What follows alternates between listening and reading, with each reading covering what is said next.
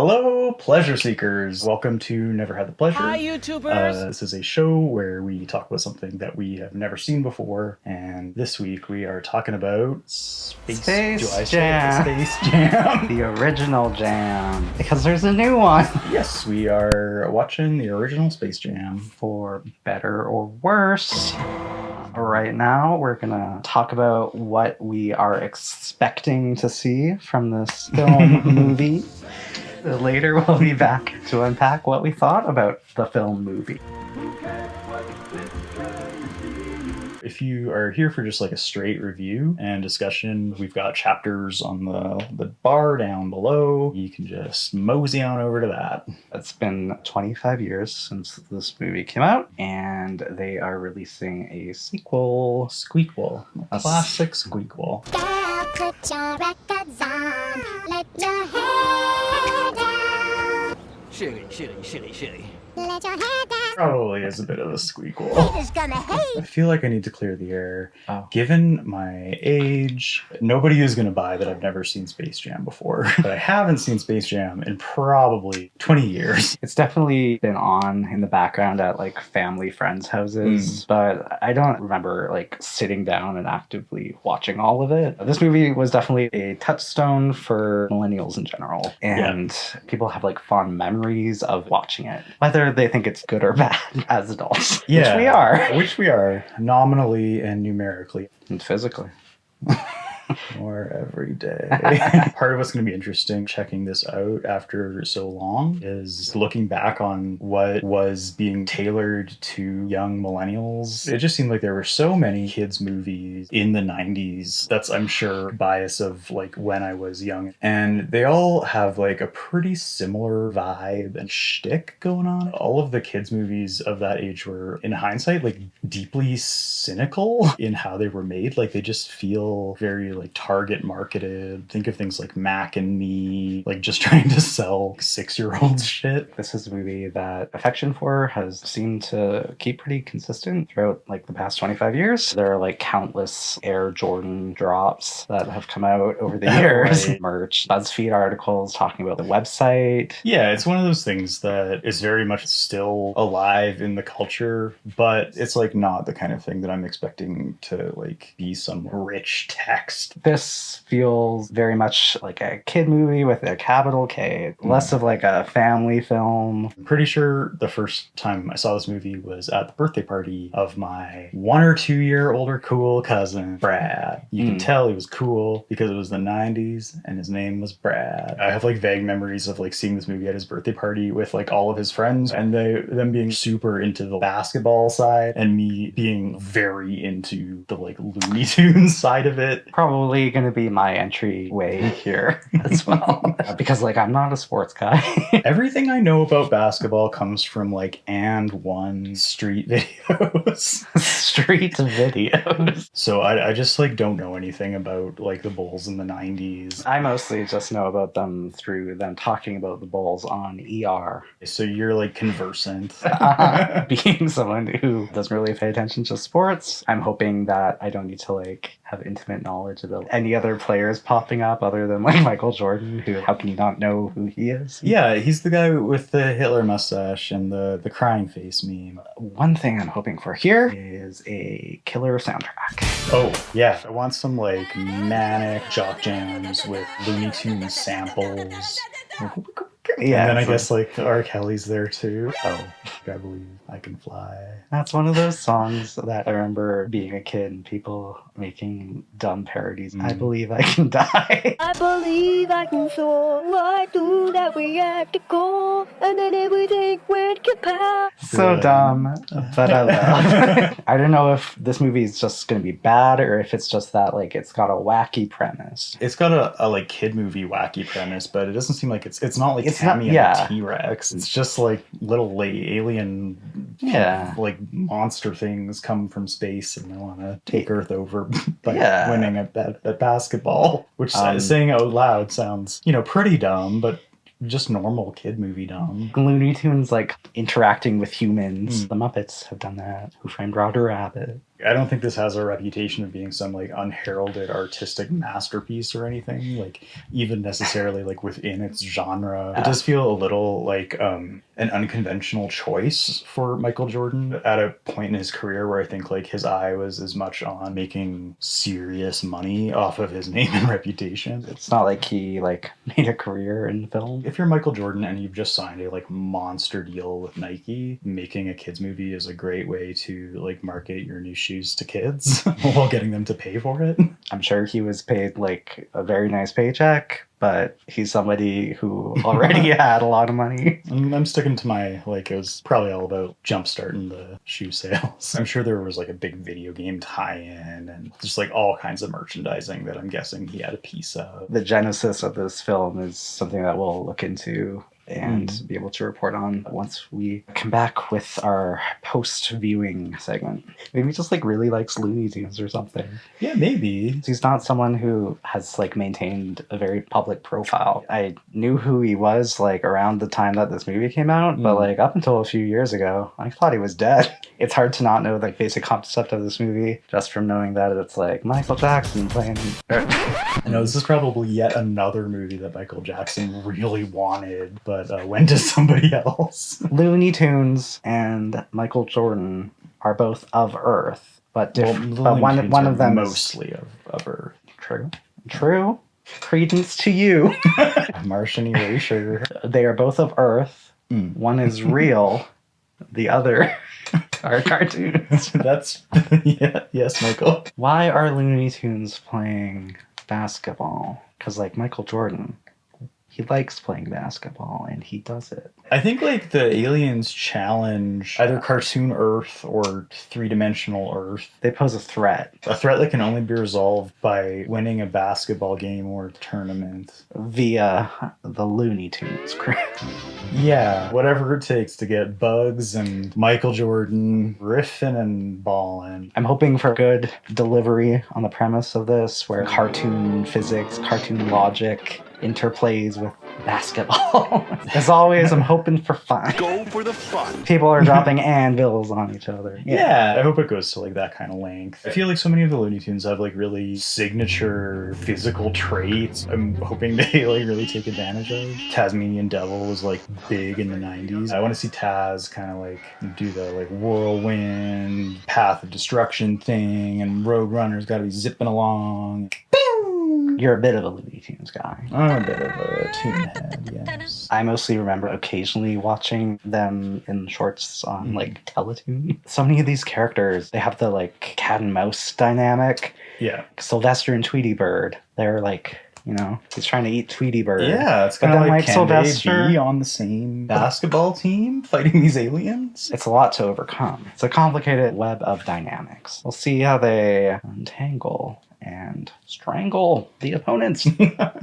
Another element that I'm pretty sure is in this movie, I think there's a like pretty curvy, like sexy lady bunny. Yes. But she's like a baller, but like she's got curves. I just feel like that was like such a thing. Curvy bunnies. I just like all of a sudden in the 90s, it's just like the floodgates were open and cartoons could just be like thick and have like flirty eyelashes. It's like maybe not the biggest stretch from that to like furry culture. Yeah, we were really like having a moment. yeah, we were like a guinea pig generation. I do want to talk just a little bit about how I think Bugs Bunny is just like super dope and a cultural icon. She's got a point. She's an icon. She's a legend, and she is the moment. By being like surprisingly forward thinking and progressive in his original presentation. He just kind of like goes with the flow. He doesn't like judge. Yeah, totally. He's just like a smooth operator. I think like there is very like chill gender presentation progressiveness that's like surprisingly core to his original cartoons. He's clever. He's the smartest guy in the room. He'll like lose a battle to win a war. Yes, yeah. I think Bugs Bunny is a surprisingly like rich and deep character as originally written that I think like gives like a ton of opportunity to update. And I remember at the time when this came out, being like a little kid, thinking Bugs Bunny is like not quite right. Like in Space Jam. Yeah. And that they'd kind of been reduced to like catchphrases, which I think is a perpetual problem updating cartoon characters that new writers maybe don't have like a super personal relationship with. Yeah, like there's a version of this movie where Bugs Bunny dribbles the ball, gets the winning slam, Point. touch. No, He slam touches the... wait, the winning slam dunk. Yeah, I bet lots of basketball games are won by slam dunk. Probably in this movie. Yeah, there's a version of this movie where he's on the court dribbling, gets like the winning slam dunk, and like has Jordan's back. There's like another version of this where like he's having fun and being playful and like dressing up in drag. Yeah, and like stuff. being true to his like chaotic neutral nature. The new Space Jam is probably going to be like an introductory moment to Looney Tunes for a lot of people younger than us. When Space Jam came out, I think Looney Tunes as a brand needed something like Space Jam to renew its relevance with the younger generation in the same way that like right now they're coasting off the original Space Jam. Looney Tunes, I think, have had similar problems adapting to what like more modern generations of children are looking for, while bearing like any resemblance personality-wise to where they started, in a similar way to like the Peanuts characters. It just seems like there hasn't really been an attempt since like Looney Tunes back in action. Like with Peanuts, a lot of the Looney Tunes are sort of characters with some like surprisingly dark or negative personality traits. You brought up earlier your affection for the Looney Tunes. I think that is like rightfully placed. Like I'm glad that you put on some shorts the other day because it reminded me just how much like they are the epitome of what like The Simpsons satirizes when they delve into the like cartoon logic gags. They are like creative and playful and have like their own logic in the way that like Mickey Mouse cartoons don't as much. They have like a real manic quality. They're just wonderful little, very artful. One of the things like most likely to like turn my mood around if I'm in a bad mood. I just love them and I think they're great. I'm very intrigued to see how much of that original charm from the Looney Tunes shorts carries over to the mid-90s Space Jam. Yeah, I was hoping for fun and hijinks. Shall we dribble on over? Let's not dribble, let's road run. Sean, Yes, what? Michael? What exactly is a Space Jam? Where did the jam come from? I think a jam is like a basketball unit or format of play. Urban Dictionary didn't like have any basketball references or anything. The generation-defining video game NBA Jam No, didn't come up. Jam is like rocking out, Or like a product that you smear on a surface, like or- this movie did with the Looney Tunes. NBA. I don't know. I'm pretty sure that's what it was called. It had- It was really more of a Cousin Brad thing. I was too young for jam. All right, we talked about what a jam is. That's where we're at. Was it your jam? Space Jam. Yeah. It was not. Yeah, you found it pretty frustrating. I loathed this. Oh, wow. Okay. What did you think of Space Jam? It was not good, didn't really have any redeeming value, and is not worth revisiting. But it's also, excluding end credits, 70 minutes long. So if you want to do a vibe Just like- check on your nostalgia, Yeah, it's yeah. like pretty inconsequential. It knew that it didn't plan to give us much. So good on it for that. Yeah, I didn't expect like a 1-for-1, but I expected some charm here. I kind of didn't. Maybe that's why it just kind of like washed over me, whereas like you expressed a loathing. Also, it may have caused a legitimate mental break.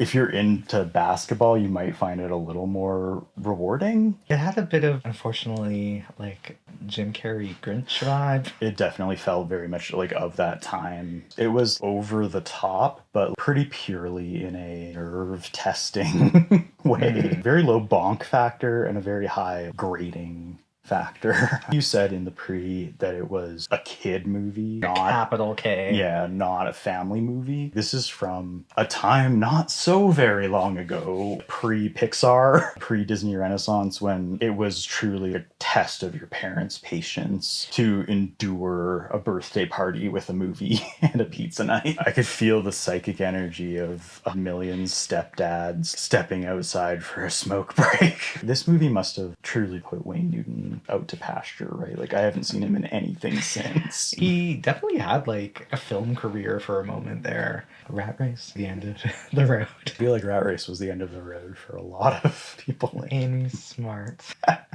Bless her heart. Oh, we'll get to it one day, guys. I have to say, despite everything that we've said up to this point, this movie made me laugh more than anything I've ever witnessed. I can verify that I have never seen you laugh harder. I really should have recorded it. When Newman from Seinfeld he got inflated. Yeah, by a monster. And I Yeah. couldn't control myself. I think what I'm gonna do is pull it up, see if this clip has the same effect. Dan inflation. They should put it on best of weight Oh game. no.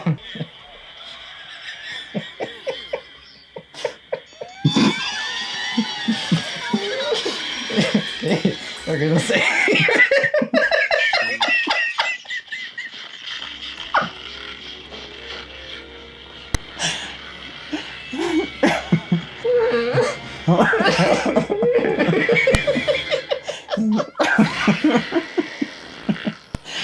okay.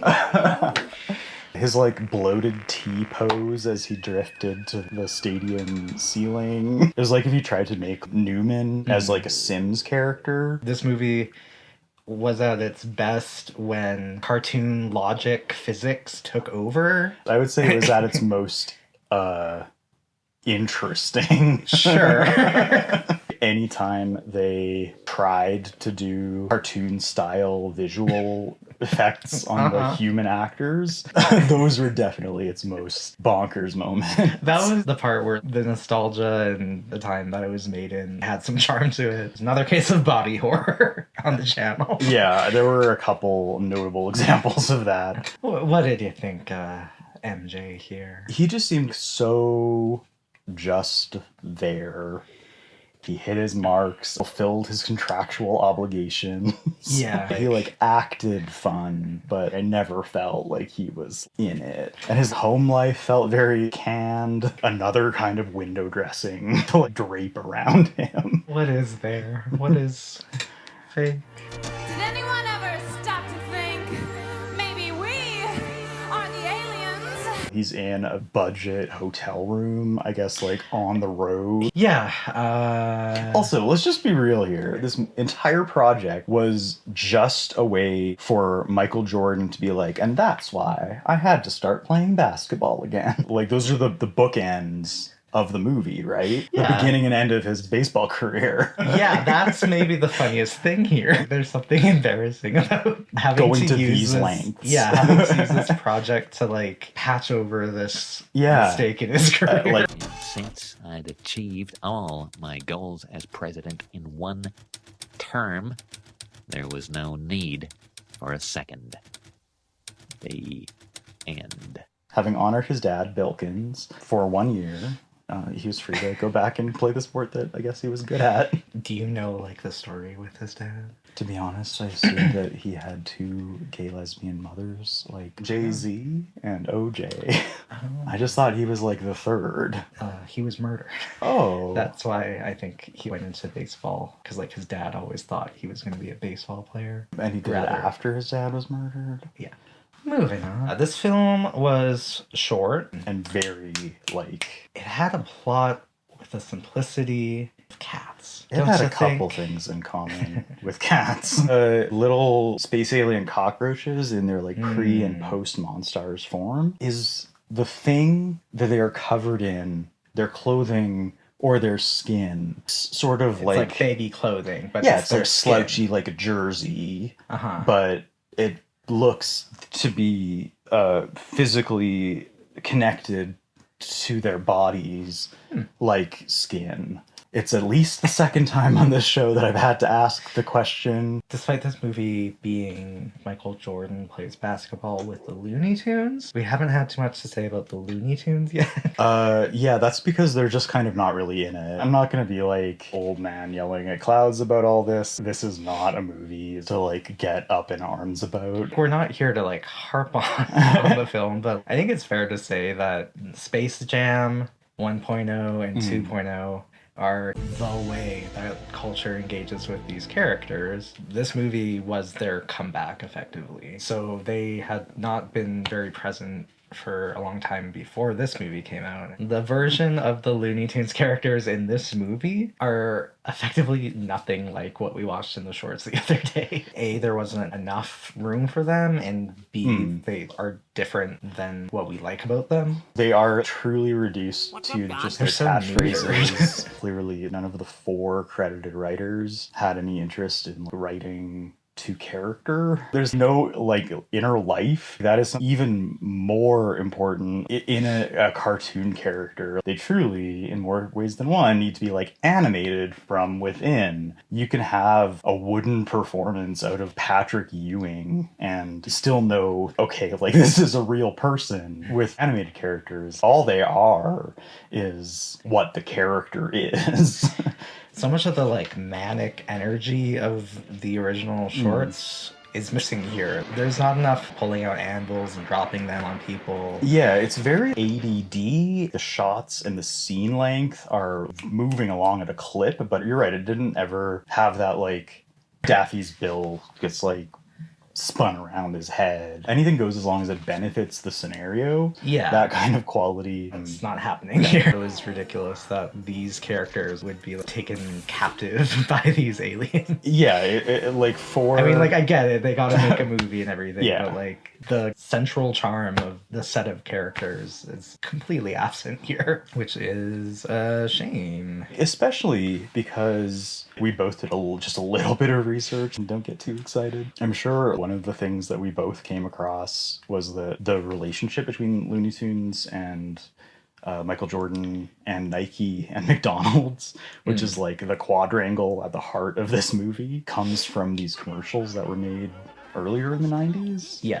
By the same director. I was just like, where was any of this? Jordan and Bugs make a way better, more natural pair. They even, I think, looked better. The settings were more Looney Tunes-y. Absolutely. I had the same take when I watched the commercials. These commercials do a much better job of capturing the nature and the like true character of Bugs Bunny. Yeah. And he gets like a slight Simpsons like spin, just a little bit of cynical meta commentary. Is this the end of our heroes? Will they splatter around the court below? Mr. Network says no splattering. But even in the original cartoons, these characters are like just constantly breaking the fourth wall and getting meta. So that feels very like of a piece. The premise of this movie is so dumb. You need to poke fun at the premise itself to like extract some humor here. There's a little bit of that with Bill Murray. Yeah. I guess the idea of having like a professional athlete in the center of the film leads you in a direction where the Looney Tunes better be on their game. Or just not in it. The Hare Jordan precedent led them in the direction of Looney Tunes, but without that backstory, why do the Looney Tunes need to be in this at all? Monstars are not Looney Tunes characters anyways. What you're describing is kind of like what we got here, where like the Looney Tunes just aren't present. And it seems like a missed opportunity because, like we talked about, these came from those commercials that like worked. Michael Jordan and like Bugs Bunny teaming up. I get why that's an idea that they wanted to do. I don't think that this movie was like an insane prospect. No, I think like kind of counterintuitively, put yourself in a producer's shoes looking at the like Hare Jordan shorts. Yeah. I can totally see why you think this project would work. And that's the thing with this movie. A lot of ways that it went off course were just the people that made it not doing the thing that made sense. Not even considering those decisions, instead being like, this will be good enough, like this will make kids laugh. Like, no, like what's the point in like trying to like write some line for these characters in this scene? Like it's already done what it needs to. Let's just move on. This wasn't rocket science to get at least like right enough to have more lasting power. Absolutely. Yeah. But it didn't. So, okay, a few things on Space Jam 2. It's like a fresh start. They could maybe kind of redeem the characters here. I guess I'm open to hearing that that's the case. Have you seen the clip of Porky Pig rapping? I saw the thumbnail, but Have you seen it. Have you seen the clip of the grandma doing She's in the trailer. the Matrix joke? Oh no, I haven't seen that. That feels like so re-upping the mistakes of Space Jam, the original, where it's doing like Oh, Reservoir Dogs jokes. Yeah. Who was this for? Yeah, it's that like hacky Shrek humor. So hacky. Thankfully, it was kind of contained. It was only contained by other hacky kinds of humor. Yeah, fair enough. Coming out of Space Jam, I'm very sour on Warner Brothers as custodians of their classic IP. I just don't trust them to stay out of their own way. I don't think it really makes that much sense to try to reverse engineer what went wrong or try to like go back and fix it. There are some things that I think they could have done to work in more of the characters more naturally for a movie as short as it was. It had so many scenes that felt like they didn't need to be there.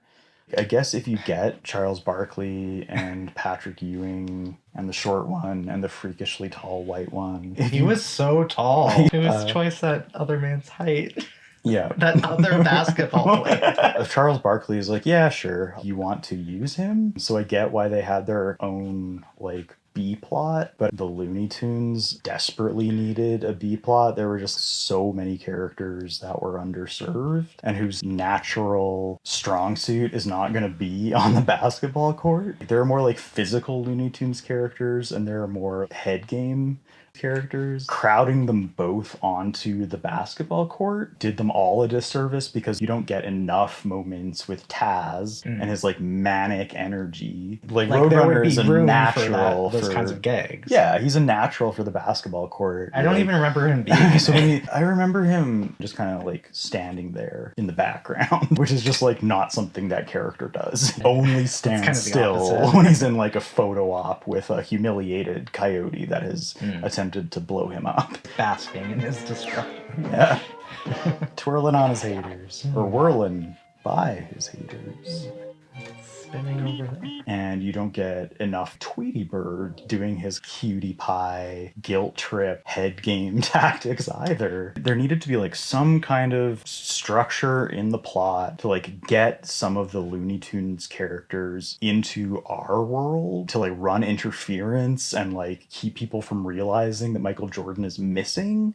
Something like that, you know? Side note, because like it is weird that his family They don't care. I guess his daughter sees Bugs and Daffy in their house. I guess she could tell the other kids, don't worry, like dad's okay. This cartoon rabbit stole his shorts and winked at me, so I know he's fine. But his wife and his agent, it seems like there should have been like a B team of Looney Tunes. They like, should have been like under the trench coat pretending to be him and stuff. The frog.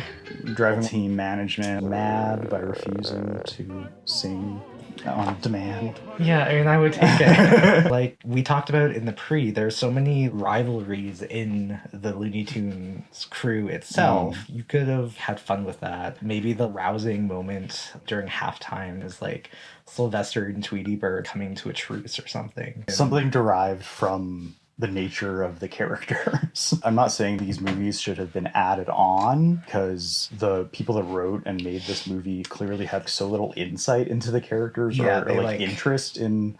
They don't know what they're doing. If those scenes had been instead of some of the other superfluous crap. Theoretically, there's a version of this movie. Oh yeah, I mean like theoretically there are like a lot of versions of this that could have worked. There are people like Joe Dante out there who seem to like get Looney Tunes and who like wanted to take a stab at bringing that to the big screen. Somebody who clearly understands how to integrate this otherworldly, like manic energy into the real world. But that's like just not what's happening here. Even the voices, unfortunately, just like are not the same. Like Space Jam, obviously being made in the 90s, there's only so much they can do about the voices. These are, I think, by a wide margin, the worst attempt at these characters' voices that I have ever come across. But when we get it's like fireworks. During the incredibly 90s jump cut Nike ad credits. I loved it. Yeah, one of the highlights of the movie. It's got the song, the like strobe effect. Yeah, the kind of like throwback editing style. One name from the credits that leapt out at me was Ivan Reitman. Why was he involved in this? It's been reported that he effectively was the director for all of the live action stuff. Oh. People have said the credited director did the animation and Ivan Reitman did. Yikes. I'm gonna like take some blame. Take a scuff mark off of Joe Pitka's name, because I guess he's like a very almost like legend tier commercial director. I'd never heard his name before, and he did not come out of this looking good. But if Ivan Reitman was the actual director of a lot of the, like, what I think was like the worst material of the movie, I tried to find interview clips with him or anything with him on record about it. I have no idea what he was in this for. I found some intensely blocky, compressed video clips from the website, but they were like 15 seconds, and I couldn't technically verify that it was his face. They were so low res. I guess the case is settled. This had to have just been like a marketing scheme on Michael Jordan's part. Come on, Michael, it's game time. Lace up your Nikes, grab your Wheaties and your Gatorade, and we'll pick up a Big Mac on the way to the ballpark. Tellingly, the things that I think people remember most fondly or at all about this movie 25 years later are the commercial tie-ins. People remember the Hare Jordan connection and the Happy Meal toys, the synergy of like Michael Jordan being in this movie. People, I don't think, particularly remember moments from the movie. There's plenty of millennials who think of this movie very fondly and are gonna watch it in this upcoming week and have like a rude awakening. And like in that moment, like become their parents. Or they're just gonna be fine with it, and and that's cool. I don't like begrudge them. If this wasn't your jam, Looney Tunes has a pretty nice presence on HBO Max. You put on those cartoons the other day. They're very charming, and there's a lot of creativity on display there. You're right. The Space Jam, a synergistic brand presentation of the Looney Tunes is now the central depiction that now like 2 generations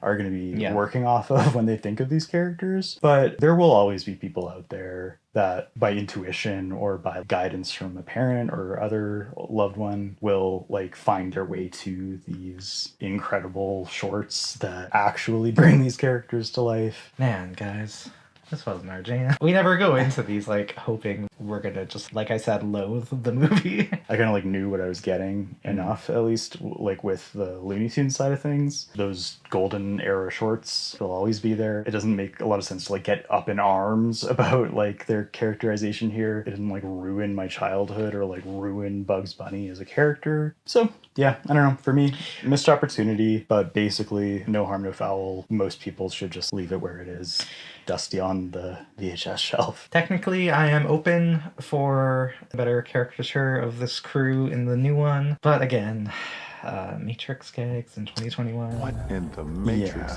Yeah, not optimistic. I guess that about wraps it up. Thanks for watching. Thanks for sticking around. Smash that like button. You've already done the most important thing, watching the video and hopefully laughing along. I'm excited to give you an update about our own YouTube channel. We've had 2, possibly 3 by the time this goes up. The movie's hit 1,000 views, so thank you for giving us that first little bunny hop. Smash that subscribe button. Smash all the buttons. Smash all the buttons on your keyboard. Channel the manic energy into your smashes. Channel your frustrations into physical rage. Thanks for Looney tuning in. Oh, no. And that's all, folks. And can I go home? Yeah. Goodbye. Goodbye. Not enough Glenn clothes? Never. Open to a cameo. Keep on open. I'm always open for close encounters of my kind. Oh. Dave Bautista.